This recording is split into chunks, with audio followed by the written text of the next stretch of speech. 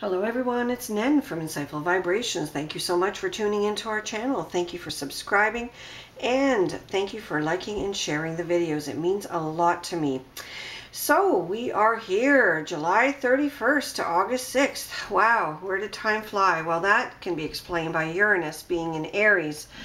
And it won't go into Taurus until partway through 2018. So that means time will seem like it's fleeting the whole period that's left while Uranus is transiting the constellation Aries. What else is happening this week? Well, let's start with the astrology first, and then we'll put the time in the notes section when the astrology ends, so you don't have to listen to it repeatedly. And then we'll get to the zodiac sign. You know, you need to watch the videos for your sun sign, your moon sign, and your rising sign, because these collectively will get you a more comprehensive picture or outlook on the week ahead. And, you know, so once you've watched this whole astrology piece here, with some wisdom from the Buddhism reading cards briefly. Then we'll get to the zodiac sign. You do not have to watch this first piece. Just check the notes section on the bottom. It'll tell you how long I've been talking for, and you can skip that and just go to the balance of the video for the next zodiac sign that you need to watch. So I hope that's clear. And remember, please, that not all comments apply to all people, because there are millions and millions and millions of Aries people and Sagittarians and so on. We cannot, in a general reading, speak to everyone's issues precisely, because those would require an individual reading with the birth time, birth city, and birth date known. But we can make generalizations based on the planetary transits, based on star positions, based on aspects or angles that are formed by stars and planets and asteroids and everything else that carries energy, which is everything else. So this is the part of the reading, of course, that applies to all of us. And we are here in Stony Creek, Ontario, Canada. So any specific time references will, you know, apply to us here. If you are in a time zone that is a day away, you'll have to account for that by, you know, calculating what day that would apply in your area. So thank you very much to everyone worldwide who's watching this. This is great. Now, what's happening first of all is that we start the week off with, you know, Monday, the sun being in Leo, of course, a nice happy sign, a sign of leadership, courage, drama, a sign of, you know, theatrics, a sign of children, a sign of love. So it's a beautiful, fiery sign that's just a joy. So that is one good thing. But we have the moon in Scorpio, which causes a little bit of, you know, seclusion, maybe a little bit of mystery. Sometimes it helps us to meditate, be silent, go within. So that's a, you know, a part of the week where some of you will enjoy that bright and sunny, cheerful Leo piece, and some of you will just feel more in tune with yourself, your inner self, and you may just opt to stay home alone or work on things that, you know, involve scorpionic kind of activities, solving mysteries or reading a mystery book, or even doing divination or, you know, meditation, mediumship, etc. Well, we also get into, you know, some interesting aspects here with Venus entering Cancer as well on Monday, and that basically is forming a whole lot of, you know, a whole lot of lovey-dovey kind of feelings, and especially because the asteroid Ceres, the goddess of hearth and home, actually is right next to Venus, tucked right in there, and both of them are in Cancer, one at 2 degrees, one at 10 degrees, but they're very close, and creating that cuddliness. So a lot of you may feel that, you know, things are very cuddly and wonderful, especially in your closest home type of relationships. But there's also a lot of you that will find some turbulence because, you know, not every relationship is perfect, and some of you are going through that, you know, Pluto retrograde relationship evaluation piece, where up until the third week of September, things that aren't going to work, no matter how much effort is put in, are just going to fail. So, you know, some of you are still struggling with that, unfortunately. But we also have some, you know, really, you know, wonderful kite energies you know, a kite. It looks just like a kite when you draw all the lines. A beautiful trine energies between Ceres, which is the goddess of hearth and home, as I mentioned, Pallas, which is the goddess of wisdom, and Mercury, of course, our intellectual planet, a planet of communication, as well as Juno, the you know, goddess of all things that are grand. So this is a really nice supportive sort of trine energy, and that's going to last for a few days into the week. So you basically have a very, very nice time where you can have great social events, where you can you know, have nice meetings. If you have difficult issues to discuss, this is a good energy. And then we get into, you know, more tense energies on August 3rd, and that is Thursday, August 3rd. And what happens here first and foremost is that Uranus goes retrograde. And Uranus is that wonderful electric planet. It's the ruler of Aquarius.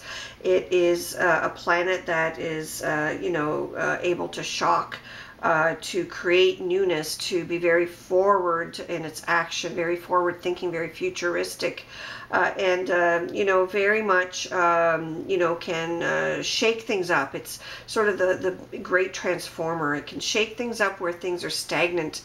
And you know, oftentimes whatever house you know, this happens to be happening in, when Uranus is retrograde, it will shake that part of you up more than likely. Now, this doesn't have to be a bad shakeup. It could just be that something amazing happens, you know, just as much as something awful. So it just depends. You know, you have to just take it, you know, day by day, and also, you know, be positive and look forward to expecting good things as well. That will help. So when we have Uranus retrograde, where is it in all of your houses? Well, Aries, it's in your first house. Your first house is all about your self-image, how you identify, you know, with yourself. You know, what kind of image do you have? What kind of self-perception? How far off is your perception of yourself to what others are saying to you about how you come across, and so on and so forth. And sometimes when Uranus is in the first house, it could very well mean you end up having this drastic makeover, you know, with respect to how you see yourself or how you project yourself to other people. And Taurus, your Uranus is in your 12th house, which is, you know, that, you know, house of mystery, the house of endings, you know, the house of, you know, the mysterious. And, you know, Taurus, this may mean that something, you know, comes to an abrupt end. And that's okay, because, you know, one door closes, another door opens, and it may be something that you wished to end anyway. So let's be positive about that. Gemini, your Uranus will retrograde in the 11th house, and that means it will affect your friendships, your social circles, also your hopes and dreams. Again, this does not have to be a negative event. It could be that you get a breakthrough, that you get a sudden breakthrough, you know, to do something. Maybe it's a sudden breakthrough. Maybe you meet somebody special that will be a lifelong friend. Maybe a friend you haven't seen for a long time will come forward again, and that will bring joy to you. Or maybe some friends will leave your social circle. You know, it's anyone's guess what will happen exactly without looking at a specific birth chart, but I think that's very, very exciting.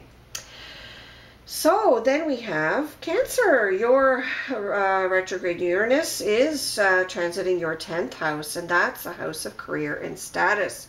So those of you who are looking for a career breakthrough or looking to just end a bad career situation, that's something that may very well affect you here. Libra, you have Uranus retrograde in your 9th house, and that is about legal matters, spiritual matters, higher education, as well as legal matters. Oh, I may have said that already, but also long distance travel and relocation.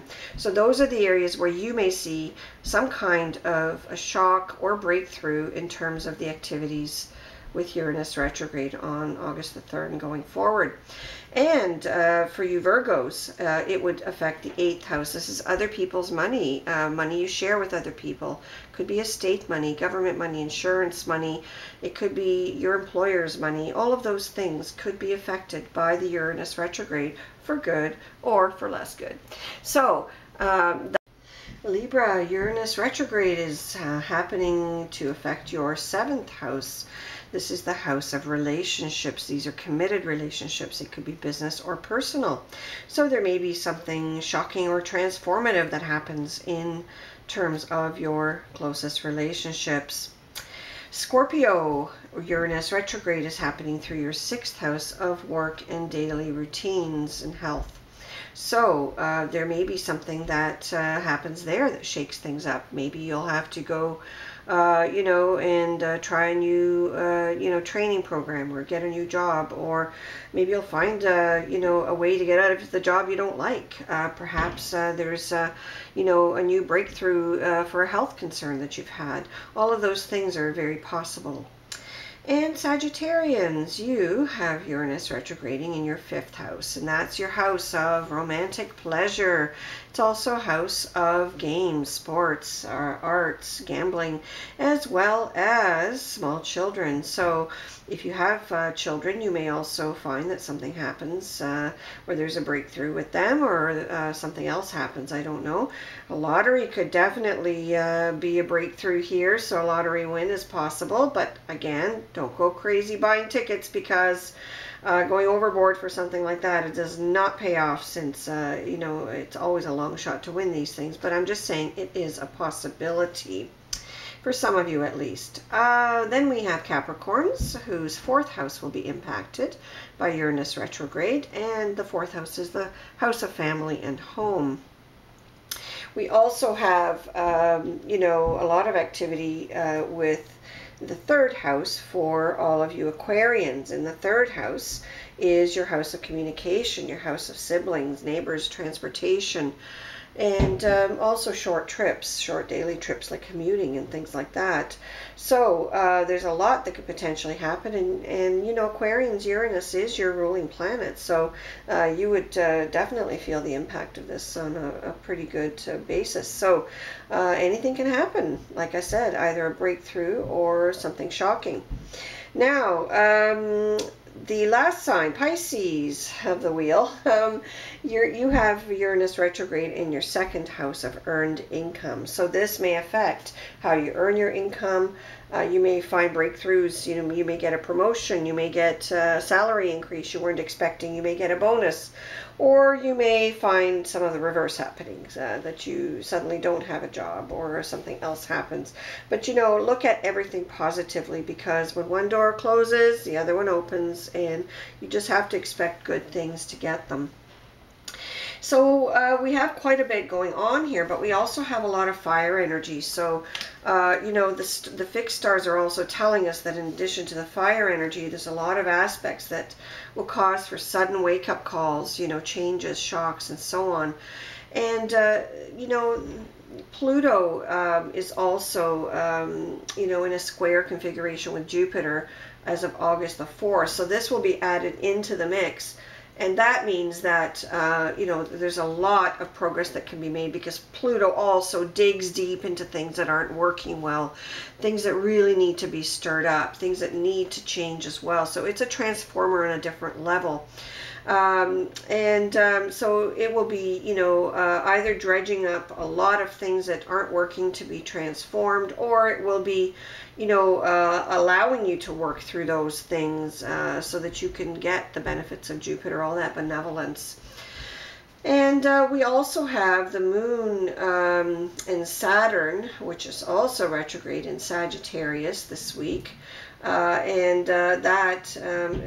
Moon is also near the galactic center at the moment, also squaring Mars and squaring Chiron. So the Moon's not in a really great position, which means that for some of you anyway, there may be some negative emotion, and these may be people that are affected by some social turmoil, earthquakes, volcanic action, transportation disasters, things like that, that may affect, obviously not everyone in the world, but we all are impacted when we hear about it. We feel horrible about it, but there may be some, of course, that are impacted on a personal level. And this, is also in the face of, Mercury opposing Neptune, which can cause for some liver issues to come up, and that's always an issue when we have this with these stars, because you know, the liver is the seat of emotion. So again, it could cause a little bit of turmoil for somebody. Now, we also have some fixed stars creating a lot of energy on sort of more the world stage, more on a society level, with Uranus being aligned with the Great Andromeda Nebula at 27 degrees Aries right now, traveling through to the 28th degrees of Aries. This brings us a lot of courage, a lot of breakthroughs. It allows us to show the way. It allows us to be leaders, especially now with the Sun in Leo. But it can also have a downside. The energies can lead to violence, you know, battles, problems with eyes, ears, or speech can arise under these influences. Sometimes even serial killers have been known to become more prominent under these influences, and I certainly hope none of these happen, but they are the energies that might be possible under this alignment. And the Great Andromeda Nebula is a galaxy that's over 2 million light years away, but it is visible by the naked eye on a very clear night. So you can see it in the Pisces direction. Now, it also brings us configuration, transportation disasters, sometimes large-scale famine, and you know, we have other stars that confirm some of these things as well. So I'm not just pointing out things that may be a long shot. These things may actually affect different people in different parts of the world. With Venus, you know, being aligned in Cancer with star set Tejat, we also have a foreboding of earthquakes, floods, fires, epidemics, and even catastrophes that involve natural gas.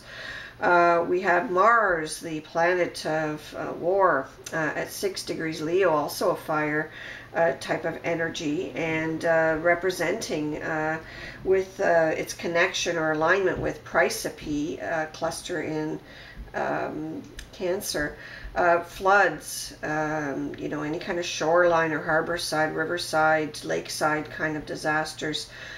Could also represent toxicity, violent deaths, assassinations, riots, shipwrecks, those kinds of things. So it's got a lot of downside, but it's also, you know, a foreboding of somebody great being born, a great warrior, but a warrior for humanity. So this is a good person, someone who, you know, will really help mankind. And, you know, when we talk about Praesepe, it's a cluster on the shield of the crab, the Cancer constellation, and it is often referred to as the gate of mankind, but because it's believed that one's soul has to pass through here to actually become incarnated as a human being. So it's a very significant passage for everyone, apparently. And then we have Neptune in Pisces, traveling from 11 to 15 degrees, aligning powerfully with Satisby. And again, this doesn't bode well for murders, violent intolerance, eruptions of volcanoes, and powerful earth movement. So, unfortunately, we also have the Sun aligning with Minchar at 10 degrees Leo, and that could bring pollution, contamination, fog, storm, again, highlighting transportation mishaps, collisions, crashes, but also aggressive behavior on the roads. So be careful out there. And we have Mercury at 6 degrees Virgo aligning with star set Marusha, which is at the chest of Leo, fire sign. And that means that we may experience storms of incredible intensity. And again, these may not be all in the area in which you live. You may simply hear of them and you know, be struck at how you know, it affects everyone. And also, we're all empaths to a degree, some of us more than others, and that will also be difficult to process when you hear something like this. But we have Jupiter at 16 degrees of Libra aligning with star set Kraz, and that also talks about animal attacks. So if you work with animals, be careful. Or if you're out in the woods somewhere camping, be careful. It also talks about, you know, train issues, train accidents and things like that. But it could also mean wide-scale massacres. I hate to be negative, but I'm just telling you what the stars portend, because I presume you want me to give you a truthful forecast here. Again, this is not going to affect everyone in every part of the world, but it is significant for some. but hopefully we'll be able to dodge, these things with positive thinking and by taking care of ourselves. And then we have Saturn at 20 degrees Sagittarius. Saturn has just left our galactic center. That's the center of our galaxy. And it was transiting that for quite a while, but it's now at 20 degrees Sagittarius. And it is aligning with Warjik, W-A-R-J-I-K, and it's a star that is, talking about dangers with negligence, carelessness, fatigue, errors caused by arrogance or overconfidence, just failure to check things. So please, if you're, in control of anything and you need to check, whether things are okay, please do your due diligence, because this is the kind of thing that can be entirely preventable. But the hazard is that, there will be a tendency to be careless and negligent. And then we have the moon at 22 to 25 degrees Sagittarius. So it's approaching the galactic center at the end of the week. And, this could actually be good, because it may signify peace efforts that may be made. But also it confirms, what some of the other stars are portending, which is earthquakes, volcanic eruptions, explosions, fires, poisoning, chemical problems, etc. So not a very pleasant thing when you look up at the stars, the way they're aligned at this time. But again, astrology teaches us that things happen in waves. We have the good times, we have the bad times, and we have to sort of, work through each cycle as best as we can. And then we have Pluto at 15 to 18 degrees in Capricorn, aligning with the star Vega, and that star set is all about kidnappings and arsons and other nasty items. So really we do have quite a bit to contend with. Then we get into next Monday, the 7th, we start getting into eclipse season, and there are 2 in August, and I will talk about those next week, because this week's forecast is already lengthy. So how do we cope with all this? Well, I put out the Buddhism reading cards here. I've drawn 3 cards from this deck by Sofan Chan. It's a beautifully illustrated deck, and the first card I drew was patience, and patience talks about, really trying to just be still and wait things out, sort of go with the flow and not try to push things, because when you push things, Newton's first law of physics applies. For every action, there's an opposite and equal reaction. And of course, you get this, tug of war, tug of war, tug of war, and it's difficult energy to deal with, and you get more frustrated because nothing's working, because every time you take a step forward and push, you get pushed back, and so on and so forth. So it's better to exercise patience. It's a fine quality. And remember what the Buddha said, at the end of the way is freedom, till then patience. Then we have the middle card is renunciation, and this talks about giving up those things which are no longer useful. And this could relate to possessions. It could relate to emotions. Emotions, if you're angry and you continue to be angry, guess what? It hurts your liver, it hurts your kidneys, it hurts all kinds of things.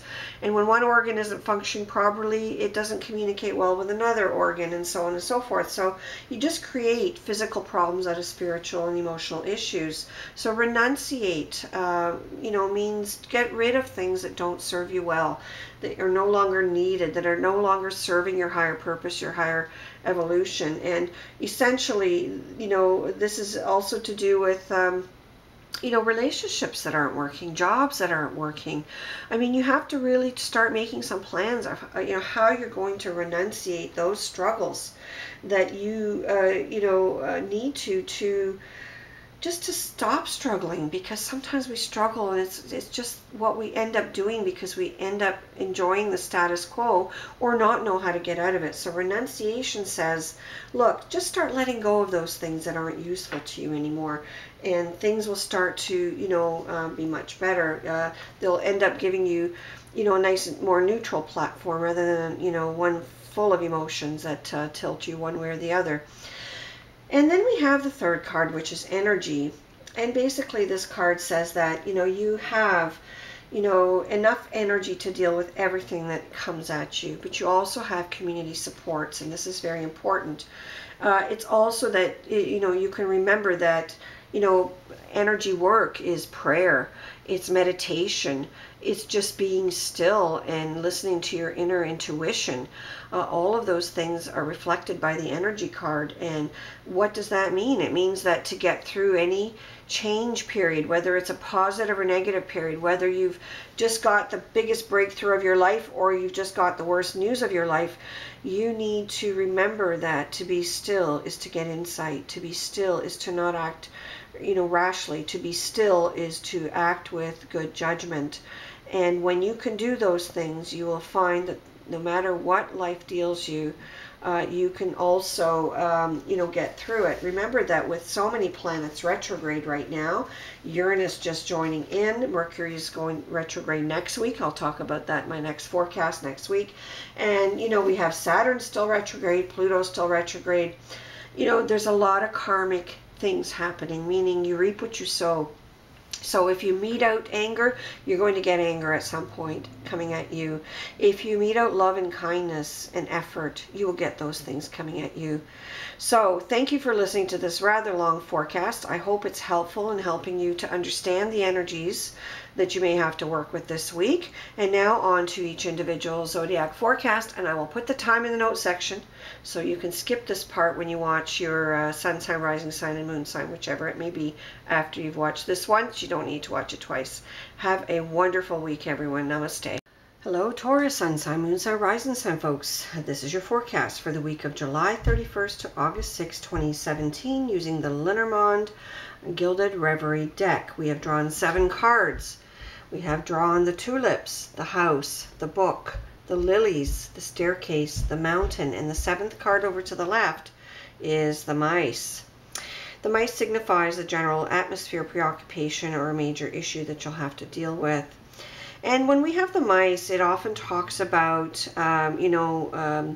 some kind of damage control or some kind of illness or some kind of issues that have to be dealt with, some mischief around you, that kind of thing.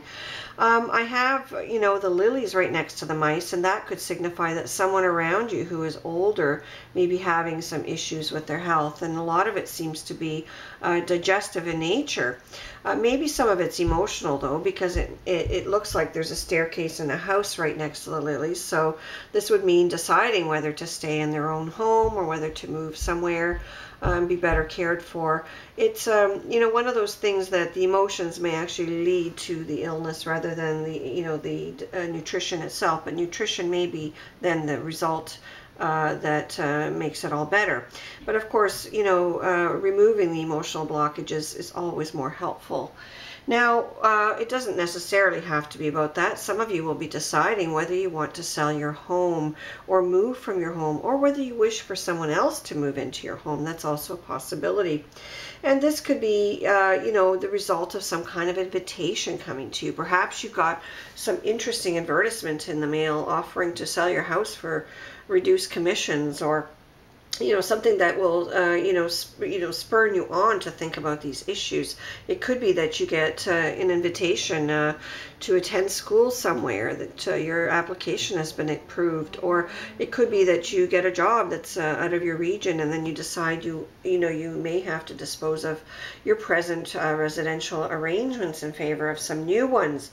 And all of this is not going to be very easy, because I feel with the book you don't have all the necessary information to make that decision this week. So if you have to make a decision, I would suggest that you wait a little while. On the other hand, Mercury is retrograde coming up in toward I believe it's the 13th of August. So it already starts that big shadow intensity period about the 5th of August. So you really if you have to sign any leases or contracts or things like that, you really want to avoid that Mercury retrograde period, and it goes right up until September the 5th. But if you can't avoid it, you can't avoid it. You just want to be extra careful and extra diligent so that you don't end up making a decision that gives you a hardship down the road. Other than that, I do feel that for some of you, an invitation will be happening on a romantic level. And I feel that this may be coming from a friend, and this friend may have a very active Mars in their chart. So this could be a Scorpio, Mars, or someone with a lot of Mars activity in their birth chart. I hope that's helpful to you, Taurus. Take care.